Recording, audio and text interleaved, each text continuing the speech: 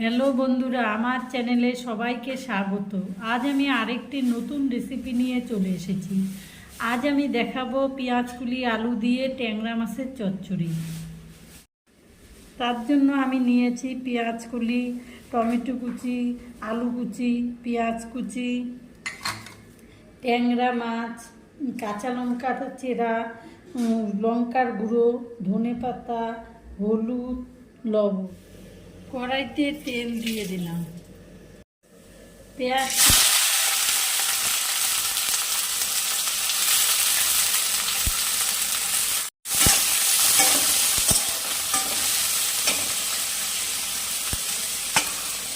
আলু কুচি,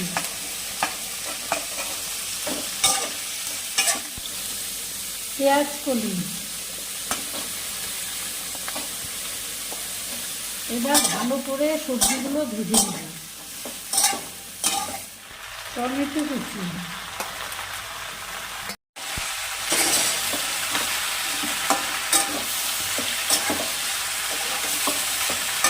সবজিগুলো অল্প ভাজা ভাজা হয়ে গেছে। এবার নুন হলুদ দিয়ে দিই, লবণ, হলুদ, লঙ্কার গুঁড়ো। ভালো করে মশলাটা কষিয়ে নেব।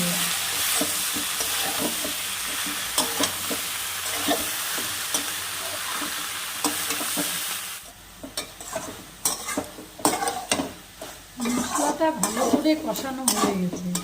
এবার মাছগুলো দিয়ে দিব।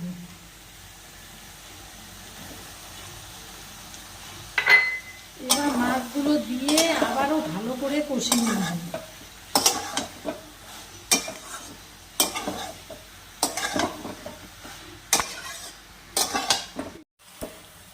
মাছগুলো 10 মিনিট ধরে ভালো করে কষিয়ে নিয়েছি। এবার জল দিয়ে দিব পরিমাণ মতো।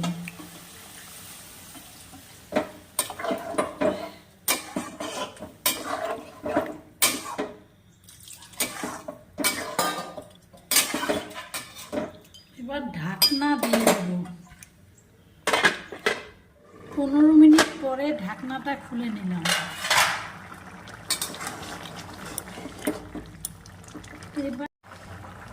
এবার কয়েকটা চেরা কাঁচা লঙ্কা দিয়ে দিলাম। দিয়ে 5 মিনিট আবার জাল দিয়ে নিলাম। 5 মিনিট আবার এটা রান্না করে নিব। 5 মিনিট রান্না করে নিলাম। এবার ধনেপাতা কুচি দিয়ে নামিয়ে দেব।